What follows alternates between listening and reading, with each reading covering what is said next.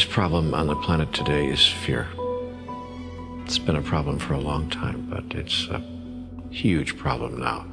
It's getting bigger every day, and the reason that fear is a problem, of course, is that it affects everything.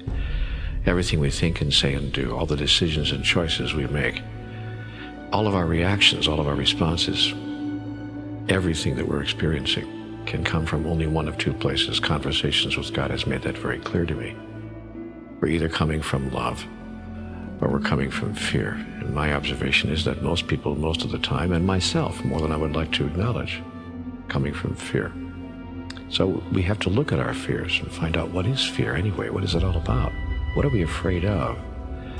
And what impact is it having on the choices and decisions and the creations for which we have made ourselves responsible?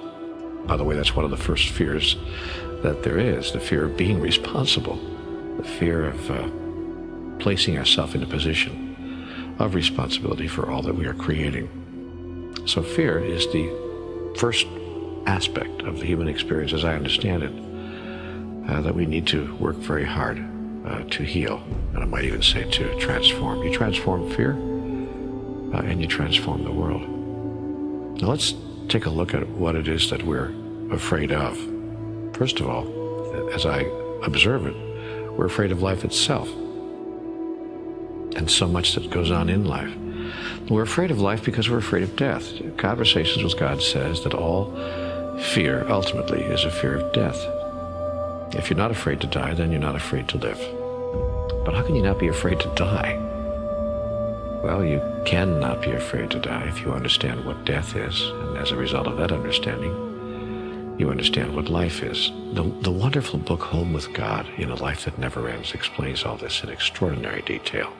It talks about the moment of our death, the process of death itself, and the reason that we're experiencing life as we are on this planet. I would suggest that anybody who wants to know more about this particular subject, take a good look at that book. It's very difficult after reading that text to be afraid at any deep level of dying.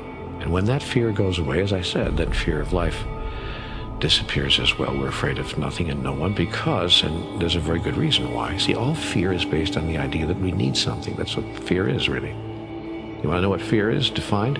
The definition of fear is the thought that we are not going to be able to have something we think we need. It's as simple as that. The person who doesn't need anything has no fear of anything. When I don't need anything from you, I don't fear you. When I don't even need my own life, in a sense, when I don't think that I need this particular version of life in this particular physical form, that creates true fearlessness. And most spiritual masters reside in that place, a place of utter fearlessness. So when I begin to look at my own fears and begin to feel them, and when I have an idea that my fears are starting to, how do I say this, overcome me, overpower me almost, paralyze me, because all of us have been paralyzed by fear at one time or another. Some of us more often than we'd like to admit. When I get into that place, I take a close look at, what do I think I need? What is it that I think that I need here? Because that's what it is. Fear is need announced. So I look at, what am I thinking that I need? And is it possible that I really don't need that? Could I get along without it? What would happen if I didn't have that? What would happen if I didn't receive that? What would happen if what I think I need, I didn't experience or couldn't experience? See, now there are two ways that fear manifests itself. The idea that I will not get what I need, I'm not going to receive that, or the idea that I'm going to lose something that I need. I have it now, but I'm going to lose it. And that's most often presenting itself in human experience, as I observe it, in relationships. It presents itself in other ways as well. We have fears around money, fears around power, fears around health, and many other items. But more often than not, almost all the fears that I see people experiencing have to do with relationships of one kind or another, and especially those delicate relationships that we call romantic intertwinings of the human experience. Boy, oh boy, oh boy. First, I'm afraid that no one's going to love me, and then I'm afraid if somebody does, I'm going to lose the love.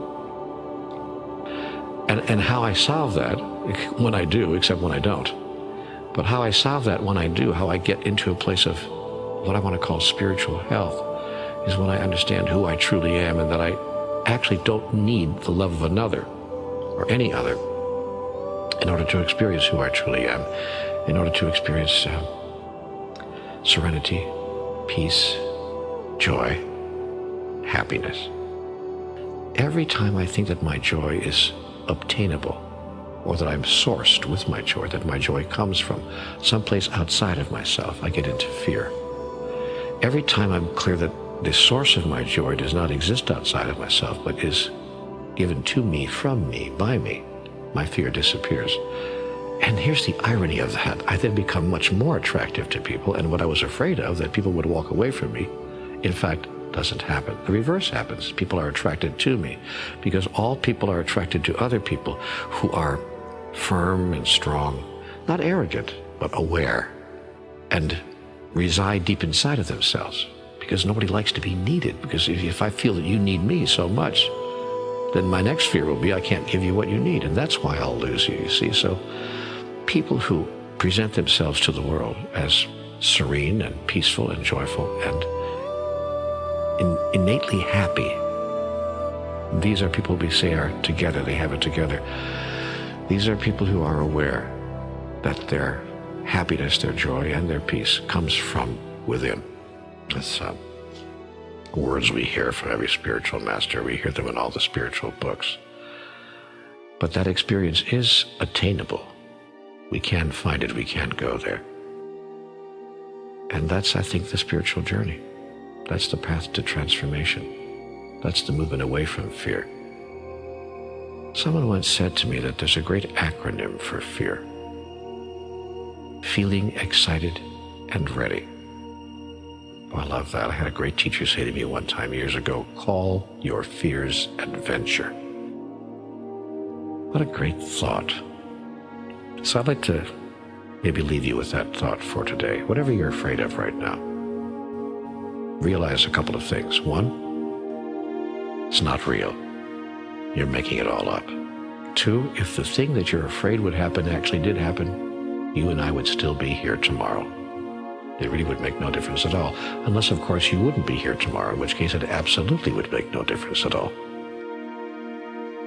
Three, if you can call your fears adventure, you'll bring in an energy that will heal the fear, the energy of excitement, the energy of being inspired by life itself. Because life, you see, is a process that informs life about life through the process of life itself. And if you live your life filled with inspiration and excitement, soon there's nothing to be afraid of. And it becomes the great joy it was always intended to be. That's how I see it. That's what my conversations with God told me about fear. I could be wrong, of course, about all of this. But I don't think so.